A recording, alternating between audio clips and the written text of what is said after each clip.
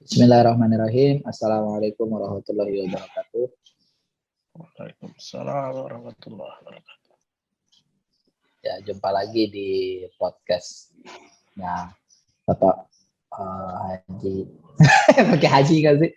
Pak Jasmine Odi MSc. Kali ini beliau ingin mengutarakan tentang bisnis pengolahan sampah. Biar nggak lama-lama lagi, monggo dipersilakan waktunya untuk kita tercinta. Monggo. Oke. Assalamualaikum warahmatullahi wabarakatuh. Waalaikumsalam warahmatullahi wabarakatuh. Semoga pagi yang penuh berkah ini melingkupi kita semua di pagi hari, di saat Allah membagi-bagi rezeki. Kita mari berbagi-bagi pengalaman dan informasi yang kita miliki yang bermanfaat bagi kita semua dan masyarakat. Pagi ini ya, setiap pagi kita mendengar suara burung. Ya, tentu di tempat kalian yang ada pohonan, yang ada burungnya. Setiap pagi burung itu dengan penuh konsisten berkicau dengan memperlihatkan atau merasakan kepada kita semua kegembiraan hatinya. Kenapa hari ini kita bercerita tentang burung? Karena hari ini kita akan bicara tentang bisnis sampah daur ulang. Sampah daur ulang ini adalah jenis sampah-sampah yang bisa diperjualbelikan, dikirim ke pabrik, selanjutnya dipakai menjadi bahan baku untuk pabrik yang bersangkutan. Kalau kertas-kertas ya masuk ke pabrik kertas, kalau botol-botol plastik, aqua dan sebagainya itu masuk ke pabrik plastik untuk jadi bahan baku. Itu juga sampah-sampah lainnya.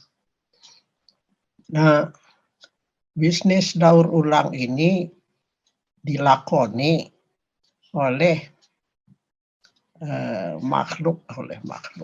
saudara-saudara kita yang mencari penghidupan dari memulung atau mengumpulkan sampah-sampah yang punya harga jual ini dan ada penyalurannya ke pabrik. Nah, kenapa diawali dengan kicauan burung? Jadi kalau melihat burung, mendengarkan suara burung, kita jadi teringat kajian tentang bahwa Rasulullah itu pernah bersabda bahwa beberapa kaum masuk surga hati mereka seperti hati burung. Jadi Rasulullah mengatakan ada hamba yang masuk surga itu karena hati mereka seperti hati burung. Nah, seperti apa sih hati burung? Tadi diawali pagi-pagi mereka sudah berkicau dengan riang gembira dan mereka dengan segala senang hati sangat percaya bahwa Allah akan memberi dia rezeki. Dia belum tahu di mana rezeki itu akan diperoleh, tetapi dia sudah dengan riang gembira menyambut kehidupan, menyambut matahari pagi. Jadi sifat hati yang seperti apa sih sampai bisa manusia, ada orang yang masuk surga hatinya seperti burung? Seperti apa hati burung itu? Hati burung itu penuh dengan tawakal, berserah diri dan sangat percaya ke murahan Tuhannya memberi rezeki kepadanya, sehingga dia tidak ada kekhawatiran tidak akan dapat rezeki, tidak ada kekhawatiran bahwa dia akan kelaparan. Dia hadapi, dia jalani hidup itu dengan penuh riang gembira. Nah, ada hadis Rasulullah berikutnya, andai saja kalian bertawakal kepada Allah dengan sebenarnya, niscaya kalian diberi rezeki seperti rezekinya burung.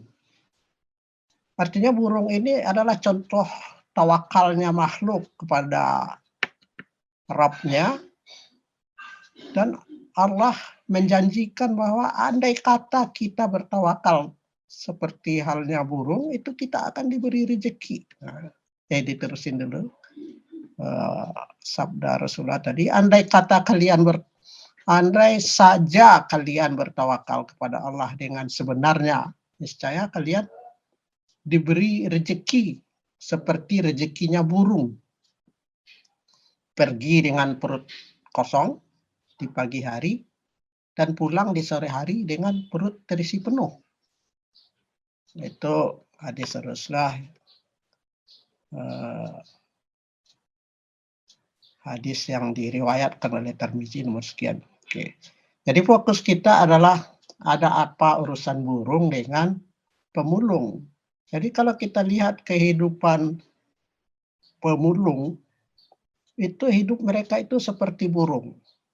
Ya, semoga mereka juga orang-orang yang beriman, yang menyandarkan serah dirinya itu kepada Allah. Tapi dalam fisik yang kita lihat apa yang dia lakukan adalah apa seperti yang dilakukan burung. Ya, hatinya kita tidak tahu, kita berprasangka baik, semoga dia adalah bertawakal seperti burung. Jadi pagi-pagi dia berangkat membawa karung besar, jalan kaki, ada yang bawa motor dengan gerobaknya, keliling entah kemana, dan dia tidak tahu dia akan dapat benda sampah-sampah daur ulang itu dia akan dapat di mana, dia nggak tahu. Akan dapat kardus di mana, akan dapat botol minuman di mana. Tapi yang penting dia dengan semangat berangkat dari rumah, jalan, dan pulang-pulang dia sudah membawa sejumlah besar sesuai rezeki yang dibagikan Allah kepada dia, dengan bahan-bahan sampah yang bisa jadi uang. Nah, gitu. Jadi kehidupan mereka itu adalah seperti kehidupan burung yang oleh Rasulullah itu dianjurkan kita berhati seperti hati burung, artinya mencontoh kehidupan burung, dan Allah menjadikan rezeki, andai kata kita bertawakal seperti halnya burung. Nah, itu pengantarnya. Nah, jadi bisnis sampah daur ulang ini tidak terbatas hanya kepada pemulung-pemulung perorangan yang berjalan keliling mencari sampah. Ya, contoh dekat, tetangga-tetangga di sekitar kita ada yang ya mengandalkan sampah-sampah saudara tetangga di sekitarnya, 10-20 rumah sekelilingnya, itu dia mengumpulkan botol-botol aqua, kemudian kardus dan segala yang bisa jadi uang itu, lalu dikumpulkan. Ada juga yang sengaja jalan kaki kemana-mana, masuk kampung keluar kampung, membawa karung besar untuk membawa barang-barang yang bisa menjadi uang itu. Nah, itu levelnya tidak hanya level perorangan itu, tidak level orang yang berkeliling, tidak level ibu-ibu rumah tangga yang mengumpul sampah di sekitar tetangganya. Ada level yang di atas itu yang disebut dengan pelapa pelapa. Pelapa ini dia mengoleksi, mengumpulkan atau menerima sampah-sampah yang sudah dikumpul oleh si pemulung ataupun warga yang mengumpulkan sampah itu. Nah, sekali berapa hari mereka mampir di rumah-rumah si para vendor-vendor mereka itu, istilah kerennya vendor sampah-sampah daur ulang yang telah dikumpul, lalu dia beli untuk dijual lagi. Nah, itu level kedua. Level di atas dia lagi, di atas pelapa lagi, ada yang namanya bandar. Nah, bandar ini sudah di level yang lebih tinggi. Bandar ini lalu membeli, diantarkan oleh si pelapa ke bandar, bandar membeli, lalu dari bandar ini biasanya yang punya kontak ke pabrik. Karena dia bisa menyediakan dalam jumlah besar dalam waktu yang lebih konsisten, sehingga bandar inilah biasanya yang menjual ke pabrik.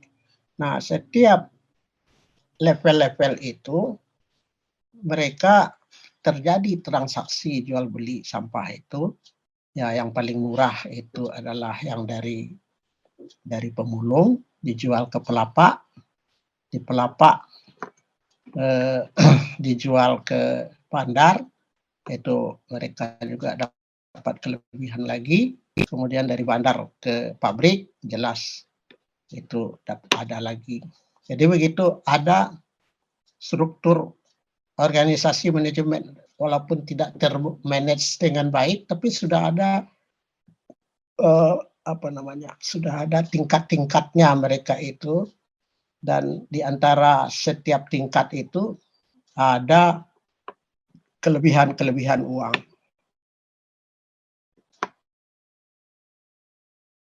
Yang sehingga mereka mendapat bagian di situ. Nah, sampah dari tingkat ke tingkat itu, jika dia sampah ini terpilah dengan baik, Katakan kalau sampah hanya dibuang di aur di tempat pembuangan sampah, aur-auran, itu tidak ada harganya. Dia kita sebut jadi berdebah. Tapi begitu sampah itu mulai dipilah, paling tidak pilah, ambil bagian-bagian yang bisa didaur ulang, itu mulai dia menjadi berkah, sumber rezeki dari pemulung.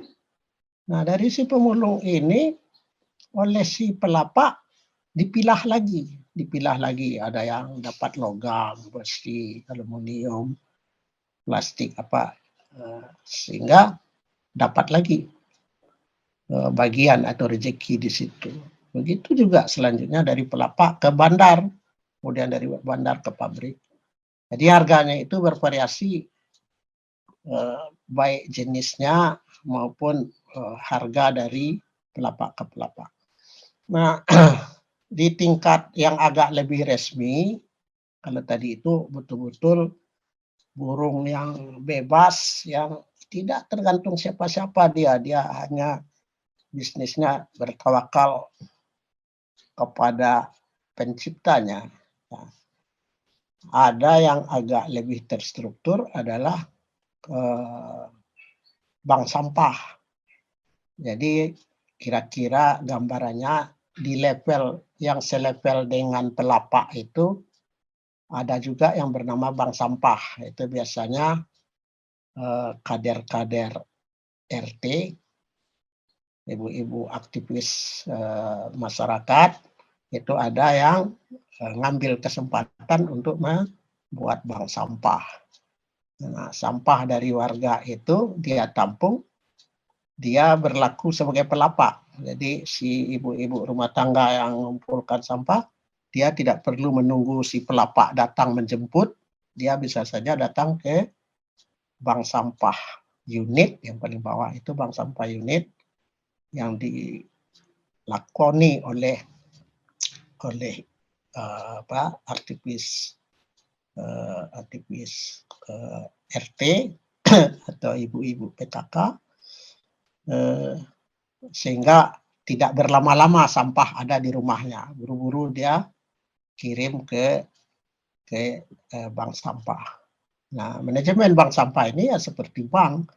Jadi status mereka nasabah, mereka punya catatan seberapa kilo dia menimbang botol aqua, tergantung jenis-jenisnya karena harganya berbeda-beda. Dapat besi berapa kilo, dapat kardus berapa kilo dan sebagainya. Dicatat dengan baik, sebaik ya namanya juga sudah bank, sudah sangat tertata manajemennya. Nah, di atas bank sampah unit, di atasnya lagi ada yang disebut bank sampah induk. Nah, ini levelnya seperti bandar mungkin. Di bandar, jadi dia mengumpulkan dari bank-bank sampah, lalu dia beli, lalu dia cari kontak dengan pabrik-pabrik yang membutuhkan bahan baku, lalu terjadilah juga bisnis dari bank sampah induk dengan pabrik. Nah, begitulah gambarannya bahwa sampah dulu berdebah sekarang berkah itu menjadi komoditi bisnis yang menjadi sumber rezeki dari banyak makhluk, banyak hamba Allah. Baik dari tingkat yang paling rendah sampai ke tingkat manajerial lah. Berurusan dengan pabrik tentu tidak sembarangan mutunya menyeleksi sampahnya itu sudah lebih tertata. Nah, itulah pengantar tentang sampah daur ulang dan terkait dengan kalau saudara-saudara kita itu adalah orang-orang yang bisa kita mampu memahamkan pelajaran agama kepada mereka, itu mereka sudah melakukan apa yang dianjurkan Rasulullah supaya berhati seperti burung. Oh, seperti burung itu apanya? Seperti apa hati burung? Bertawakal. Oh, apa itu tawakal? Tawakal itu berserah diri kepada Allah atas rezeki yang sangat diyakini yang Maha Pemurah itu tidak akan menyia-nyiakan dia. Nah, inilah barangkali yang bisa kita petik pelajaran dari kehidupan mereka dan kita dapatkan informasi tentang bagaimana kehidupan bersama sampah daur ulang. Baik, begitu sementara. Monggo silakan kembali kepada moderator. Wah, alhamdulillah mantep banget ini ilmu sharing pengalaman, sharing pengetahuannya dari ayah kita. Jadi ternyata sampah itu selain bisa kita eliminasi dengan teknik-teknik yang sebelumnya sudah diutarakan di podcast sebelumnya, ternyata juga bisa dijual itu, teman-teman. Gimana? Ada pertanyaan nggak kira-kira nih dari Bos Hanif? Mau tanya ya? Halo. Ya, monggo.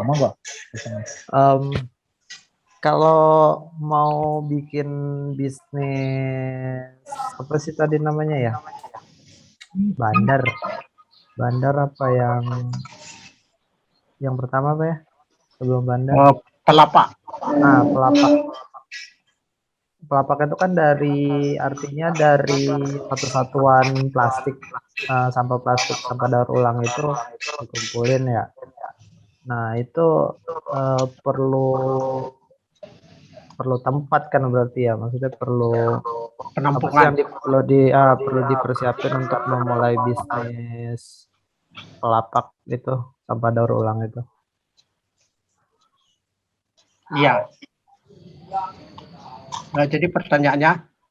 Iya, maksudnya kalau mau memulai itu pertama gimana memulainya, ada ide untuk memulainya kayak gimana, terus apa namanya, yang dibutuhkan apa, terus nanti setelah terkumpul itu prosesnya gimana untuk menjadikan dia uang gitu. Ya, ya. Baik, jadi sebagai pelapak ada contoh dekat kita yaitu Om Abbas. Dia baru saja sebetulnya meningkat. Jadi tadinya istrinya si Om Abbas ini dia sudah mulai jadi mengumpulkan sampah-sampah dari warga yang mau menjual sampah ke dia. Jadi dia sudah mulai pelapak kecil-kecilan. Tapi dia saja yang menjalani. Nah, belakangan Om Abbas serius lebih menangani lagi. Selain menerima dari warga sampah-sampah daur ulang itu, lalu dia juga membeli ke bank sampah unit. Jadi ya levelnya sebetulnya selevel mereka itu, tapi bank sampah unit itu ya ada juga yang ya cukup melepas membeli ke pelapak. Nah, untuk memulai ini ya pengalaman memang perlu areal yang luas untuk menampung sampah-sampah untuk proses pemilahan sama penampungan sementara dia belum bisa dikirim karena belum cukup banyak untuk dikirim ke tingkat yang di atasnya. Jadi pelapak itu sebelum ke bandar tentu dia harus ngumpulin, kalau baru sekarung 2 karung tentu habis di ongkos. Nah, ya betul diperlukan areal yang lebih luas untuk bisa menampung. Jadi selain area yang lebih luas, kalau mau serius ya tentu kendaraan untuk jemput itu.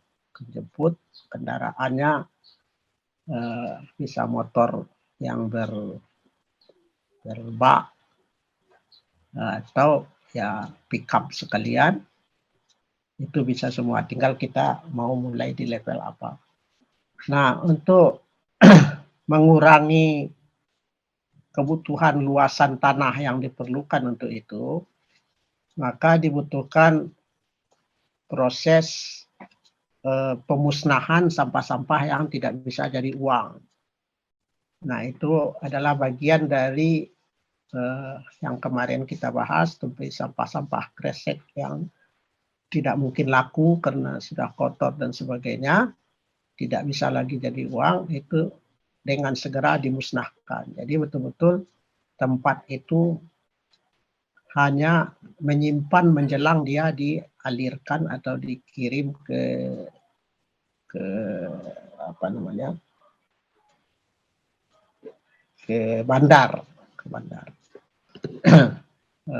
Jadi ya begitu memulainya ya mulai beli-beli dari sekitar, terus kalau tidak memadai, terlalu kecil mainnya, mulai keliling mencari ke tempat tetangga atau ke area-area lain untuk mengambil sampah. Nah, di situ kegiatannya selain mengambil itu, begitu diambil dan dibawa pulang, itu ada proses pemilahan agar harganya menjadi lebih baik. Ya, jadi harganya lebih baik karena dia terkelompok dengan baik. Kalau plastik yang seperti apa, kalau botol yang seperti apa, itu harganya beda-beda dan di situ ada perbedaannya. Nah, pengalaman si Om Abbas ini dengan memulai lebih serius mengambil barang di bank sampah komplek lah dia di situ. Yang tadinya dia kira dia akan rugi, ini cerita beliau ini. Dia beli senilai 4 juta penuh angkotnya, mobil bak. Dia akan mengira ini akan rugi, tidak akan bisa. Tapi ternyata begitu sudah dipilah di ini, ternyata penjualannya itu 8 juta. Jadi untungnya itu 100% gitu katanya. Modal 4 juta terjual 8 Yang jutaan gitu. sayang. Nah gitu. Itu sementara jawabannya. Kembali ke host. Masya Allah, berarti itu ya lahan basah sangat sebenarnya bagi orang yang cermat melihat keadaan gitu. 4 juta, oke lah. Terus berikutnya ada lagi pertanyaan dari Iza, dari abang. Nggak ada kok. Ya itu kalau sampah itu dia ini ya, kok dibeli ya? Padahal kan dengan kita ngambil aja, kalau kita nih sebagai pelaku yang menyetor sampah selama ini, malah kita itu yang ngeluarin uang. Sampah Iya. kita diambil sama orang, kita ngeluarin iuran 30.000. Iya. Kalau ini kok kesannya kita yang ngebeli, bukan kesannya yang saya sampaikan tadi, kita yang membeli, kalau sampaikan. Apakah kalau kita ngambil ke perorangan kita juga ngebayar uang? Fungsi yang ngebayar uangnya apakah dengan kita ngebayar uang, oh minta tolong disortirin nih sampah plastik, sampah apa, atau gimana? Gitu ya. Jadi apa serunya bisnis sampah itu demikian. Tergantung si pemainnya ini ya. Tergantung si penjual dan pembelinya ini. Jadi sampah itu bisa menjadi barang yang ada harganya, bisa menjadi barang yang harus minta jasa orang untuk mengambilnya. Nah, ada bisnis yang bagus itu contoh di Villa Bekasi, Vida Bekasi, komplek Vida Bekasi. Ada situ perusahaan sampah yang bisnisnya adalah mengoleksi sampah dari warga. Jadi 3.000 rumah di komplek itu dia bikin kontrak pengambilan sampah dan dia menerima uang dari jasa pengambilan sampah itu. Jadi dia bukan lagi membeli sampah, tetapi yang punya sampah bayar ke dia. Maka dia akan dapat 2 kali untung. Untung penjemputan sampah. Setelah sampahnya dapat, dia pilah-pilah, dia bagi. Jadi lagi sampah yang bisa dibawa ulang dan dikirim ke pabrik. Jadi ada 2 keuntungan yang diperoleh. Yang pertama jasa menjemput sampah, yang kedua jasa penjualan sampah. Nah ini menjadi perusahaan besar itu. Di Vida itu karyawannya 60 orangan itu. Jadi berkantor keren, walaupun juga ada orang lapangan, tapi ditata pekerjaannya itu dengan baik. Nah kalau warga yang menjasakan sampahnya itu kan dia ngasih sampahnya aur-auran, campur aduk segala rupa di dalamnya. Dan ini untuk itulah dia membayar kepada perusahaan ini. Jadi sampah aur-auran itu udah ambil itu saya bayar kamu sekian per bulan. Nah si yang mengambil sampah dia memilah mana yang bisa jadi uang, mana yang tidak jadi uang, lalu diapakan, pokoknya dia tangani dengan penuh tanggung jawab. Nah, jadi 2 kali untung gitu. Nah, tinggal kita mau main di mana? Main sekedar beli yang sudah terpilah-pilah atau mulai dari mengambil belum terpilah malah kita dapat jasa penjemputan pengambilan sampah. Jadi ada banyak pilihan di situ. Dan semuanya itu kalau kita tangani dengan serius, dengan hati seperti burung tadi itu, uang melulu itu isinya. Sampai bisa jadi perusahaan besar. Belum lagi kita bermain kalau dengan industri, dengan restoran, dengan hotel. Wah, itu lebih seru lagi. Nah ini di tingkat komplek perumahan itu sudah terjadi dan ya jadi perusahaan besar kalau disungguh-sungguhi. Gitu deh. Oh gitu ya. Jadi kalau kayak yang dibayar tuh orang itu keluarin uang ya berarti harus dipilah-pilah ya. Tapi kalau Ya, kita ngebeli itu dia udah tersortir ya. sudah tersortir walaupun sortirnya itu sesuai tingkat sortir dia. Iya, Semakin sortir dia detail, semakin harganya itu ada.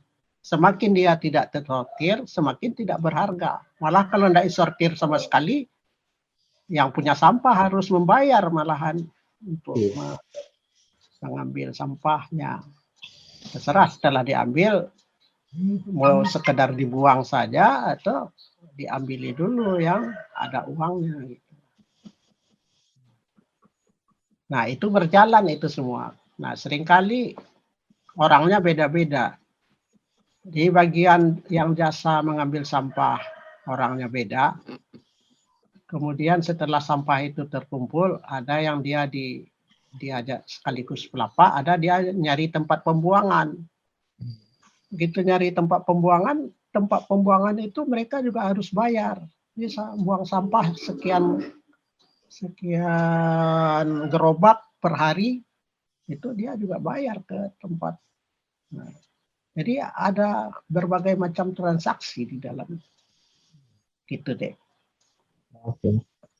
Memang bisnisnya tampilannya kotor, tapi isinya duit melulu itu. Tuh. Oke, yang lain.